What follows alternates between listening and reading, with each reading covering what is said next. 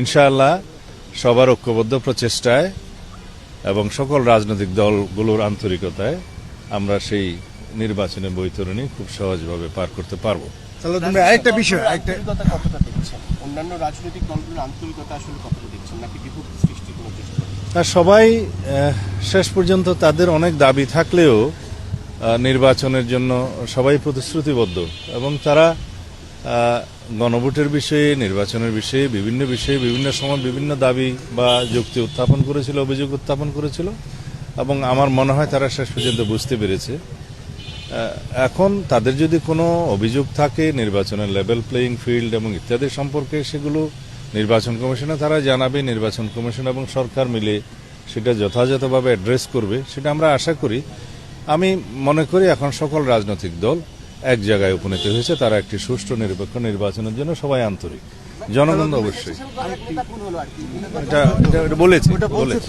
ভাই সালাউদ্দিন ভাই, একটু উত্তরবঙ্গ সফরটা নিয়ে একটু ভারপ্রাপ্ত চেয়ারম্যান যাচ্ছেন, প্রায় 4 দিনের সফর, এবং আমরা দেখেছি যে বিজ্ঞপ্তিতে বলা হয়েছে যে এটা নির্বাচনী আচরণবিধি লঙ্ঘন করবে না। এরপরেও তো উনি এতদিন পরে আসছেন, নেতাকর্মীদের তো একটা ঢল নামবে, সেই ক্ষেত্রে আপনাদের কোনো নির্দেশনা থাকছে কিনা? এবং এটা ভিন্ন দৃষ্টিকোণ থেকে হয়তো অনেকে দেখছে, কিন্তু 2024-এর ছাত্র গণ অভ্যুত্থানের শহীদদের যথাযথভাবে শ্রদ্ধা নিবেদন করা এটা আমাদের দায়িত্ব, জাতীয় দায়িত্ব।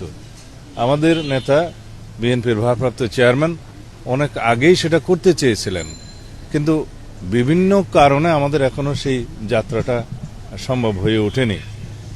এই শহীদদের প্রতি বিনম্র শ্রদ্ধা নিবেদন করা এবং তাদের কবরে জিয়ারত করা এটা জাতির প্রত্যাশা। গণ অভ্যুত্থানের শহীদদের আমরা ধারণ করি এবং আমাদের সেই চেতনাকে ঊর্ধ্বে তুলে ধরতে হবে। তার জন্যই তার যাওয়া। এখানে নির্বাচন আচরণবিধির কোনো বিষয় নেই, এই দৃষ্টিকোণ থেকেই আমরা দেখি এবং সবাইকে অনুরোধ করব যেন 2024-এর ছাত্র গণ অভ্যুত্থানের মর্যাদাকে আমরা প্রশ্নবিদ্ধ না করি। আমরা শহীদদের আত্মত্যাগকে যেন আরো মহিমান্বিত করি।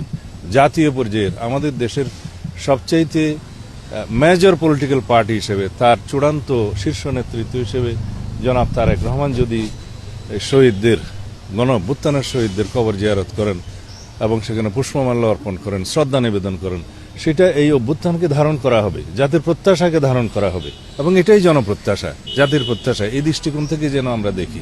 সালাউদ্দিন ভাই, আরেকটা বিষয় আমরা দেখতে পাচ্ছি যে ফ্যাসিবাদ বিরোধী আন্দোলনের যেসব জোট ছিল, বিএনপির সাথে আন্দোলন করেছে, তাদেরকে দেখতে পেয়েছি বিভিন্ন ভারপ্রাপ্ত চেয়ারম্যানের সাথে দেখা করছে এবং তারা নিশ্চয়তা চেয়েছে যারা বিদ্রোহী প্রার্থী না দাঁড়ায়। সেক্ষেত্রে ভারপ্রাপ্ত চেয়ারম্যান কি ধরনের নিয়েছেন বা কি ধরনের আশ্বাস দিয়েছেন? আমরা ইতিমধ্যে পদক্ষেপ নিয়েছি, সাংগঠনিক পদক্ষেপ নিয়েছি এবং আমরা তাদেরকে ডেকে বোঝানোর চেষ্টা করছি।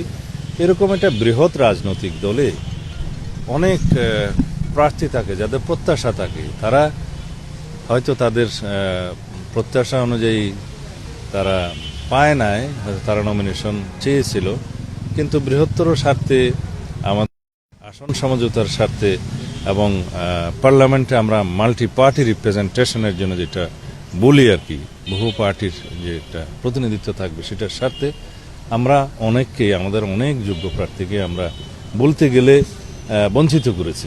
সুতরাং তাদের মনোব্যথা আছে, তাদেরকে আমরা কিছু কিছু ক্ষেত্রে সাংগঠনিক ব্যবস্থা নিয়েছি, আর কিছু কিছু ক্ষেত্রে তাদেরকে আমরা বুঝিয়ে শান্ত করার চেষ্টা করব। আশা করি সেটা মীমাংসা হবে। Thank you. ফারুক ভাই, ব্যাকপ্যাকটা অন করেন।